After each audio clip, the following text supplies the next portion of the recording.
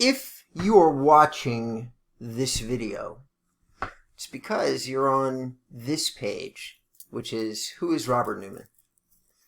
And I have always been a lover of, a big believer in the magic of storytelling. I've also, in terms of my entire career, which I will get to in a second, I've believed that in many ways what we do for our livings is very much impacted by our personal story. And I have shared in many different places, on podcasts, in writing, on my own website about real estate, like what realtors should do about bios. I have strongly encouraged the concept of being a little personal, sharing your story, letting people know who you are, because at the end of the day, we're always doing business with other people. And when you're doing business with a company, oftentimes, even if that company is fairly large, you're doing business with whatever that founder's vision is. And you either buy into that vision, or you've bought into the results of that vision, like Amazon having things delivered next day. So what's my story? What's Robert Newman's story? Well, Robert Newman I was born here in California. I was born in Newport Beach. And I was born to a young lady that was very young and had me out of wedlock she got pregnant with me in 1969. I was born in 1970, and this wasn't a great time to have an accidental pregnancy. It's never a great time, by the way, but it was exceptionally unkind to my mother. Her family pushed her out of the family circle of trust, and she had to support herself, and as a result, I ended up growing up for the first few years of my life being raised by people other than my mother. My father was never in the picture. Don't know much about him.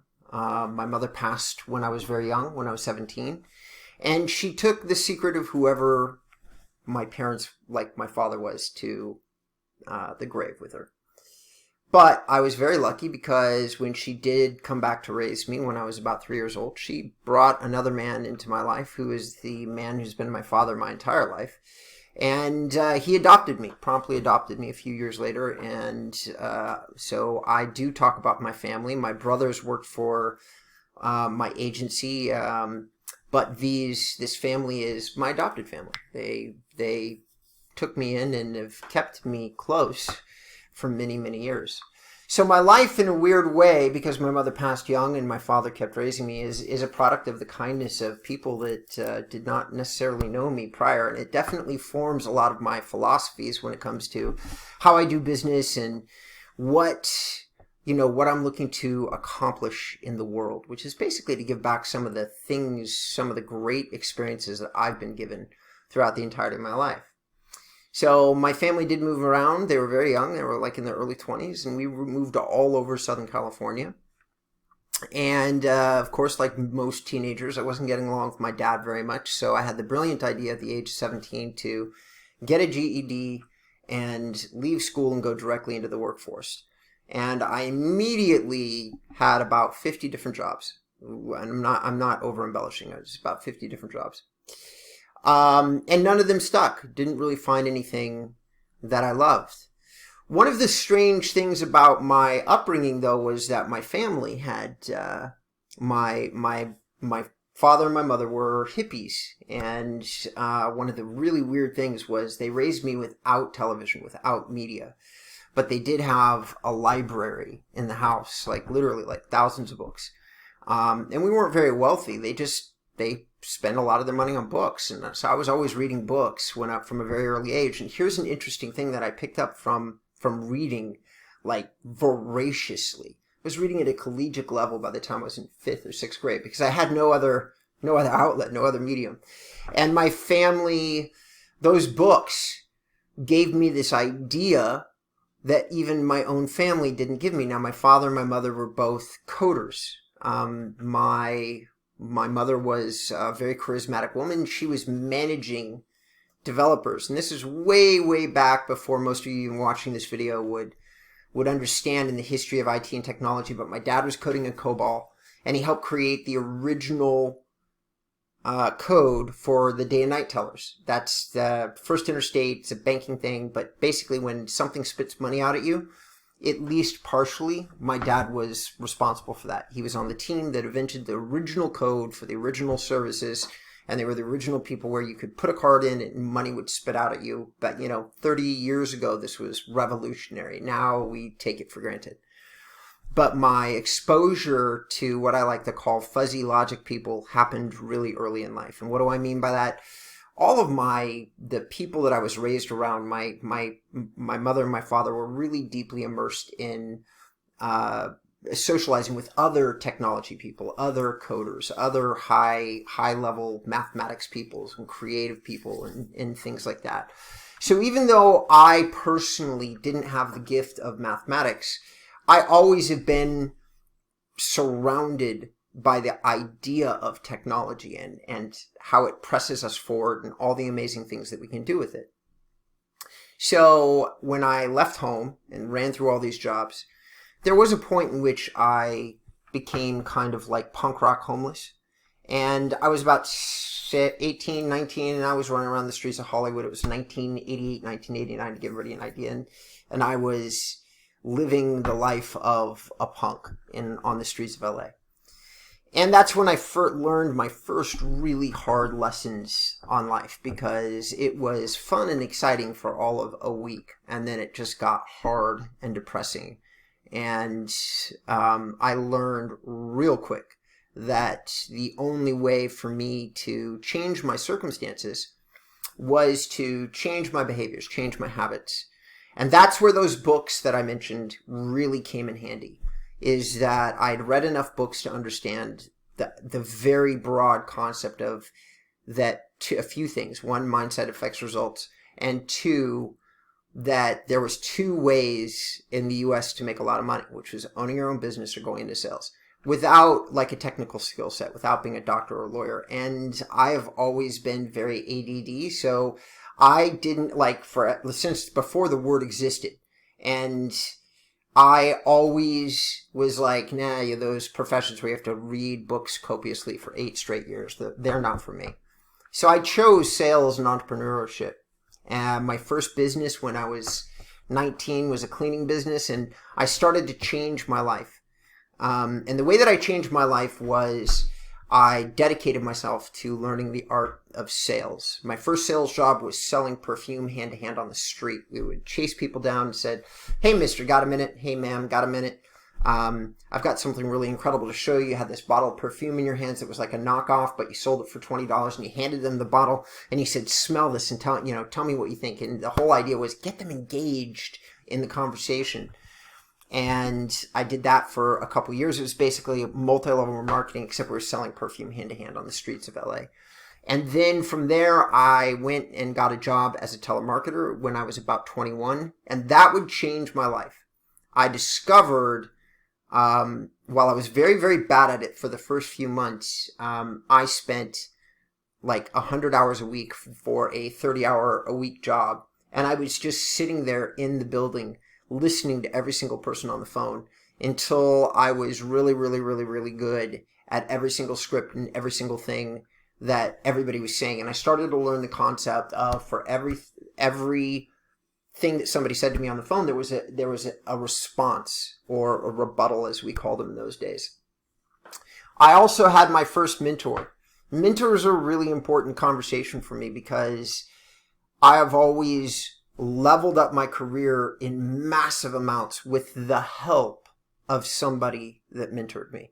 My first mentor was Billy Halberstadt, and he showed me how to run call centers and groups, and he was really good at something that I still use today, which was statistics, analyzing results, making it clear that for every 100 calls, if we changed a sentence in the script everybody was using, that perhaps we could get a different result. I was at 22 when I was learning these lessons, and by the time I was 23, we were working for a security dealership that was selling AT&T security systems. And which, believe it or not, they've closed that division down. But the AT&T did used to have a security system, and we sold them. It wasn't too long before AT&T was coming and sniffing around, because our dealership, our dealer, was selling more of these systems than anybody else by far, by many, many, many iterations. And of course, the way that we're selling them, we're setting appointments for salespeople, go out into the client's home, then they would sell them a security system. And there was like 3 or 4 things that happened on the phone, and I became good at doing all of them: confirming the appointment, customer service, setting the appointment. And then eventually, at the age of 22 and a half, maybe, I was running the call center that I started working in when I was 21. They just handed the reins over to me. And then AT&T tried to poach me. I said no at first. Then I said yes to some consulting. And I ended up saying yes to a lot of consulting inside the telecommunications industry. I consulted for MCI, WorldCom. These are all very old names. Most of these companies don't exist anymore. But what I was really doing was teaching the mindset that goes into high volumes of rejection all the time. And I became very, very, very good at push marketing. I call you, I knock on your door, and I convince you to do something that 20 minutes ago you had no concept that you were going to do, right? That's push marketing. Convincing somebody to do something that they weren't intending to do in the first place. Closing 5 times, closing 6 times, always having something left to say. And I had a chance to really learn from the best of the day. I got a chance to see Zig Ziglar in person, Tom Hawkins, Brian Tracy, Dennis Waitley, and the list goes, Earl Nightingale, and the list goes on and on and on and on. I probably spent literally, in my early 20s, I probably spent 3,000 or 4,000 hours sitting with various sales trainers, just learning everything that there was to know about the psychology of selling, about pitches and rebuttals, and then I was also, in my real day job, I was learning the mathematics of making those calls in volume, teaching the other people the things I had learned. And along the way, I started a couple businesses. I had a consulting business. The consulting business was consulting with the University of New Mexico. Suzanne Blevins, if you ever watch this, you'll know that you made it into my story. Suzanne Blevins was the head of the business development department there at the time. It was teaching something having to do with entrepreneurship. But anyway, here's a strange thing. I, a high school dropout, have taught at quite a few colleges, just little courses as a guest speaker or as somebody who's walked in.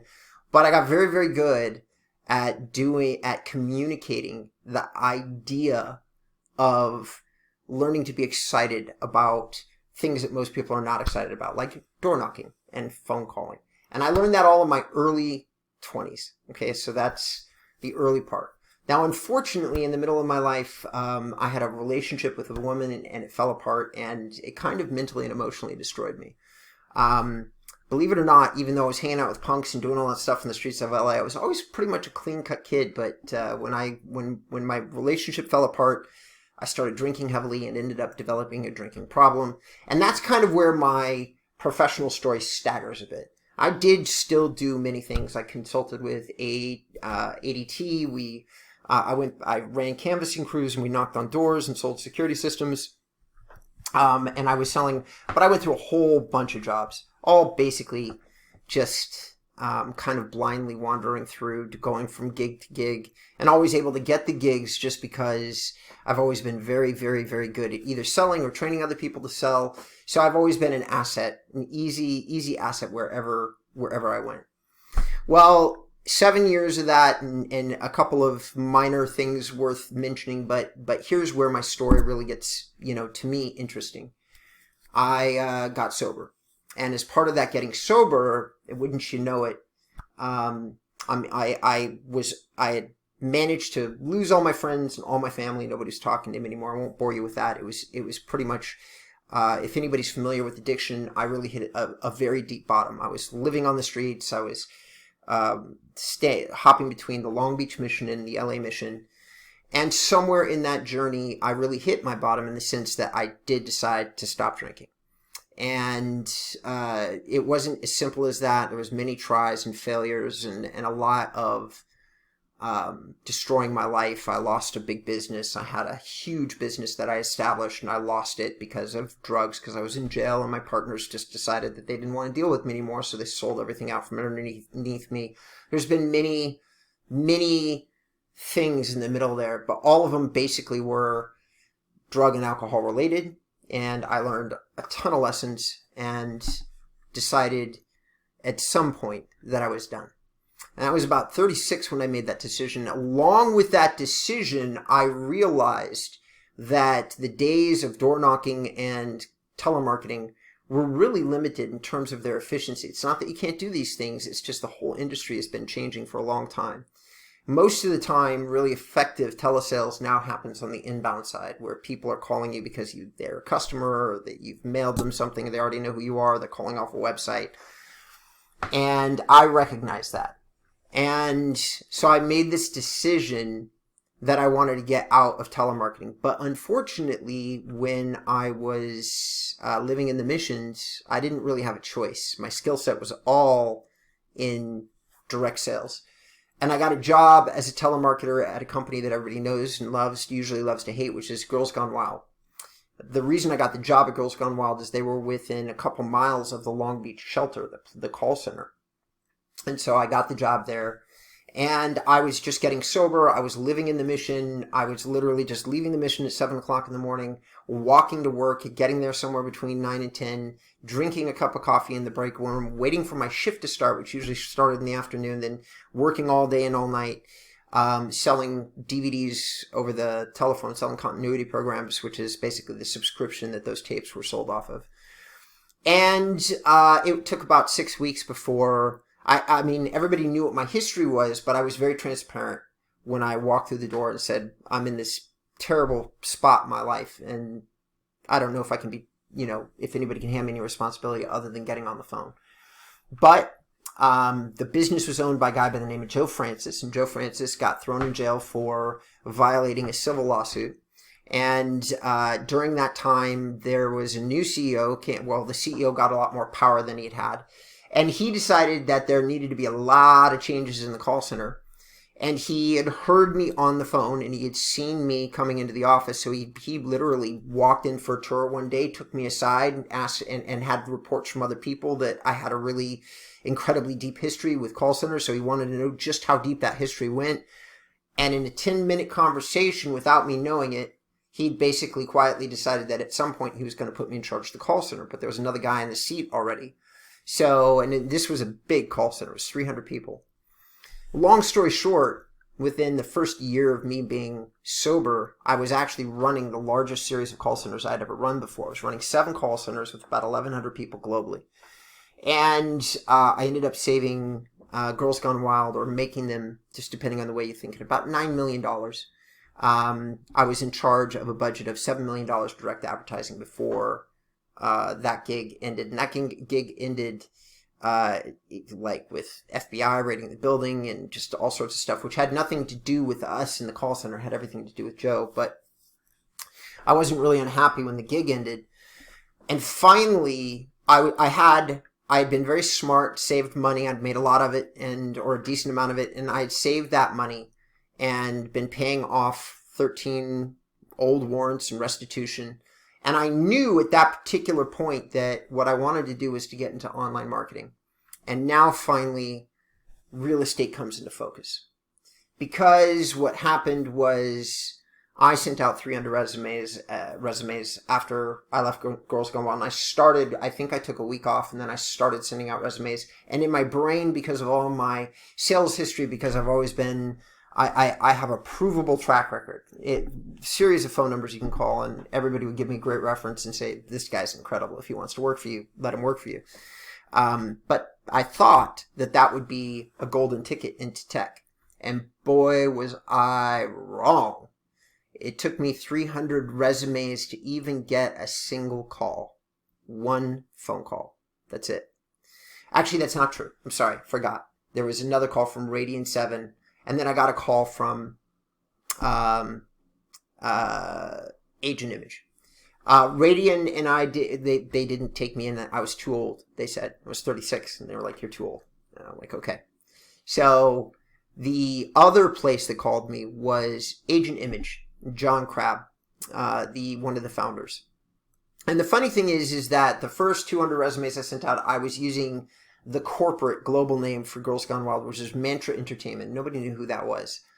And then the last 100 or so resumes I made, I was just getting so desperate for anybody. I was like, well, maybe somebody, like, I'll take any kind of call. I'll take any kind of call from an employer. So I started putting down Girls Gone Wild. And it was a great strategy because that's what perked John Crabb's ears up. And he thought that maybe I had forged the experience on my resume. I mean, it is pretty weird because the job I applied for at Agent Image was like a starting salesperson's job, and my last title was Director of Call Center Services, which was essentially Director of Marketing for Girls Gone Wild, which was enormously, like, it was at that time it was like close to $100 million a year company, or maybe more. So needless to say, me applying for a small web development shop, it looked off. And I understand it did look off, but I was trying desperately to switch out of telemarketing and into something different.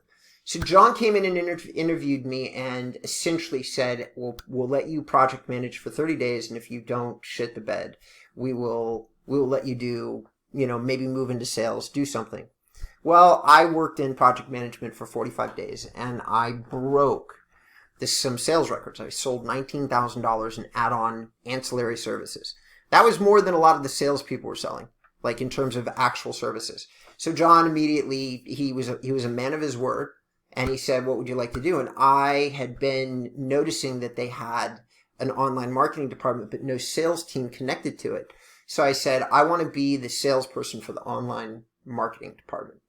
And that quickly turned into me de facto creating a whole division around me of 5 or 6 people selling these services, helping create the services. And that was my introduction into both real estate and search engine optimization. It happened about 14 years ago. And the moment that I started to learn the complexities of Google, the ideas behind Google, it played into my roots with technology, my roots with my parents being hippies that do no evil, or whatever their original logo, their adage was. It really just appealed to me. The complexity of how they sorted information really appealed to me. And most importantly, I started to realize that there's this incredible avenue for attraction marketing. That if you put up a really good answer to something on a web page, that it is very likely that somebody would call you as opposed to you calling them and be interested in the service. I was tired, exhausted of convincing people to do stuff. It's not that you can't or that you shouldn't, by the way. Salespeople are salespeople, and you should be a salesperson. But I personally had done it for 30 years, or 25 years, whatever the number is, 20 years. I had been doing it from, I guess, the ages of 17 to 38 or something like that. So about 20 years. I was good with it. I wanted to try something else, and I tried attraction marketing, and I've been sold on it ever since. The idea that we can give really incredible answers to somebody or tell really incredible stories, and that people can connect with us. Even though you're not here, you can connect with me. And then potentially if something about my story matches with your story, if you have a similar philosophy, all of a sudden the light bulb goes off and you now want to speak to me. And so that creates this warm consultative dialogue between people. It's a warmer, gentler, friendly. And if people don't like what I'm saying, they don't like my blog post or my content, they bounce off or don't stop reading the page, and I never talk to them. I don't have to go through the 90 or 100 people who may not like my post all that much and speak to them. The post does that for me. And so I was already sold on this whole idea.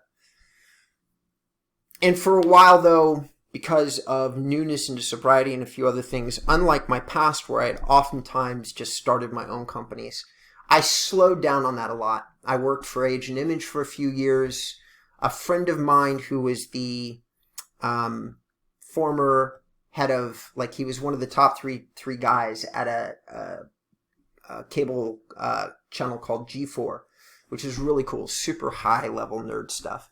and he called me and asked me to come run what at the time was LA's biggest independently owned web development sales team. Like it was like going from, it was like somebody calling you up from the minor leagues into the major leagues. And I said yes. Agent Image had just agreed to sell my division to the CEO of the company, Vinny La Barbera, and he was going off and doing his own thing, and they literally forbade him to recruit me as he walked out the door. So I had nowhere to go. All of my customers were disappearing with Vinny. I was going to have to start all over again. There were no more people, no more resources at Agent Image that were really good at delivering these services. And that's one of the things you have to be. So I was probably going to have to create the processes myself, trust people I'd never met. They had a whole team over in the Philippines that were supposedly going to offer it was too much for me. It was just too big of a change, too much chaos. And I left. I took my friend's offer and I went and I ran the sales team at a place called Cyplex. And I was the vice president of sales there. And we did some really big projects. We did, as an agency, we did the email marketing system that the Democratic Convention still uses. We did really high ticket stuff. We were selling websites, like a small website was 10, 15, 20,000. This is 10 years ago. So it was long, things have changed, but that was a small website. And we're selling, I did Bruce Margolis, who is like pretty much one of the most famous lawyers that's doing, pot law, marijuana law, and just all sorts of things. We're doing really high-end projects. I did a website for the inventor of Guitar Hero. And the list goes on and on. I helped develop the site for James Suckling, who is one of the world's greatest wine connoisseurs and wrote for the Wine Spectator for many years. And I did a few movie stars and sports figures. And so it was really, really, really, really high-end stuff. And then eventually, of course, Vinny called me because really, or we got in touch. Maybe I called him. I don't remember, but we did get in touch. And then when we got in touch, the reason that I was getting exhausted, right around the time that I was doing some business with Jeff Probst, who is the producer for Survivor, and he's calling me from some island on a sat phone on a Sunday night, telling me he wants changes made to his project and that we need to have a deliverable by Monday morning, and I have nobody to call. My whole entire team is off, and it was great work, really fulfilling, but it was also brutal work.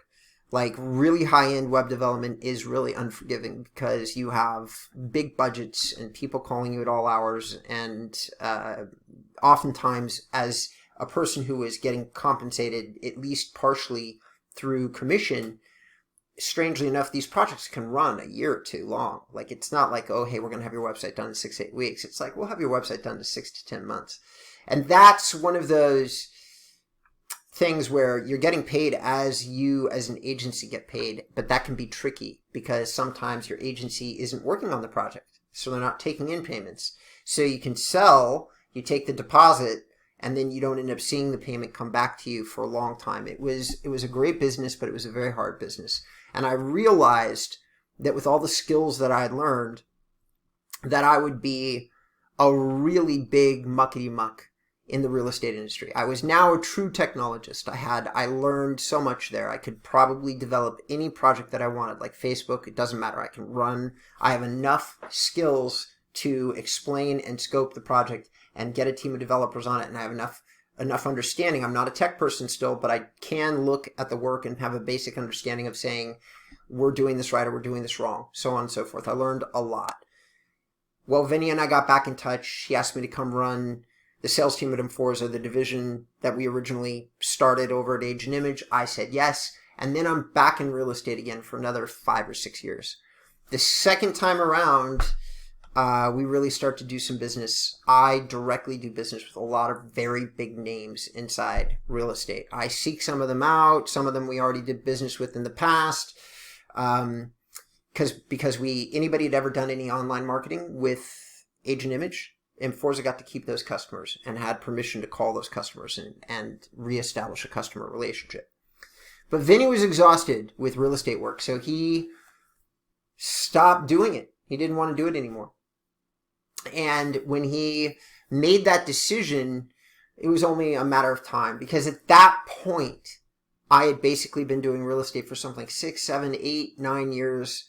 I was easily one of the most experienced online real estate, online marketing consultants that there was. I talked to every kind of real estate broker, agent, mortgage person. I've had a guy that sold catfish farms in Alabama. Like, I talked to everybody, land, you name it, condos, all these people. I'd built websites for, done hundreds, if not thousands of projects. So I was really, really experienced.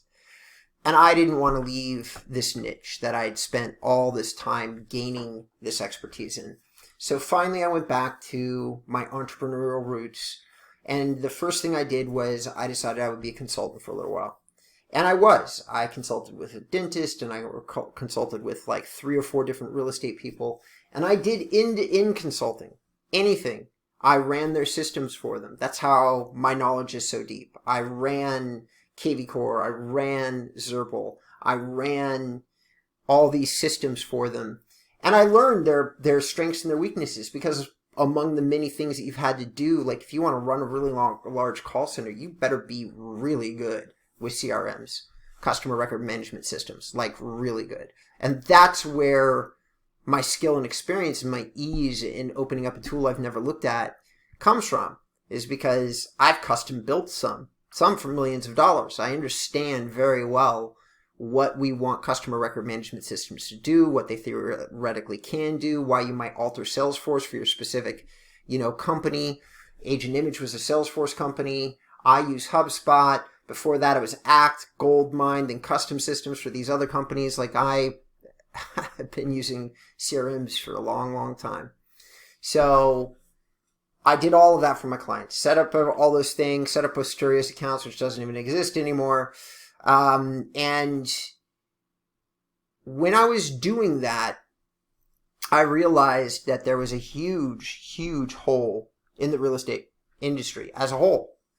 There was nobody teaching or talking to real estate agents about attraction marketing. And even if they were, it was like one single course. It wasn't a company that offered that as a service or had that as a guiding light in terms of a philosophy.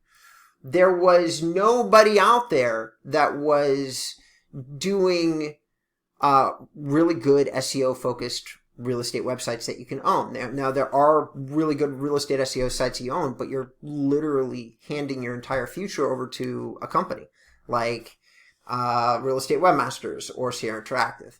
And they're hooking you in with back-end tools or whatever they're hooking you in with. And their philosophy in ranking for SEO is the same. None of these guys are really focused on producing really big pieces of content or really great answers to questions or teaching their customers to do the same or having a partnership between the two sources so that you can tell the client what to do and so that they can produce a really good content. Their whole strategy is just doing filtered searches and making fast websites so that you can rank for terms. And that, at the time that I made the decision to start InboundREM, that was still working pretty well. But I read the writing on the wall. Google is heading away from these systematic results. And I decided that I wanted to be the solution that I just described to all of you. So you can buy a real estate website from me. It's going to be focused on content. It's going to have a good content management system in it. You've got a consultant who's going to give you a lot of very focused advice on how you should be producing videos like this one and what the point of these videos are and how you should craft really good messages so that people want to reach out to you, so that they want to get in touch with you and ask you for a consultation or phone call, and flip the script in the way that all real estate agents have been taught digital marketing really works. And then last but not least, over these years, I've gotten very, very, very, very good at understanding how Google works. All of Google. That's YouTube, the image library, the hyperlocal, the news section, the traditional search results. And so I applied all those skills to my own website first, and then packaged it all up and created products like websites and services that I sell to consumers. And that's how InboundREM came to be, that whole long journey. It's really been a 14-year journey to bring you to the point that you're watching this video, which I'm making in August of 2022, and I'll probably keep it up for years because I'm doing, my one I did on my homepage is 5 years old because it's so good, and I had just really made the firm decision to invest all my time, energy, and money into the agency idea as opposed to the consultant idea. So now, today in August, we've gone from me and a personal assistant to 18 full-time staff members. We have 2 full-time developers, 8 full-time writers, 2 full-time SEO technicians, and 2 full-time YouTube optimization people, a couple of graphic designers, a brand and content person that handles my blog, a personal assistant for me, and probably a few other people that I'm forgetting. And we have about 18 people that we plug into places that we've developed relationships, part-time developers, part-time designers, part-time writers, and we have so that we've created a bench for ourselves. And that's where we stand now. The company has been growing. If you average it out, I mean, even though we've had a pandemic and we had a couple of false starts, we made a product that wasn't working really well because I was using somebody else's template, somebody else's website stuff, so I had to build my own, and God, that took a year. And so we had to go back and start all over again. But now we've built it. We've got our own thing, and it works really well. We have track record, case studies that you can see, and yeah, you know, so that's the story of Robert. That's the story of Robert as it connects into InboundREM. If you'd like to reach out to me or speak to me about website SEO, lead generation project, you still can. You can go ahead and click the link down at the bottom of this page. It'll connect you into a calendar, and I'll look forward to meeting you.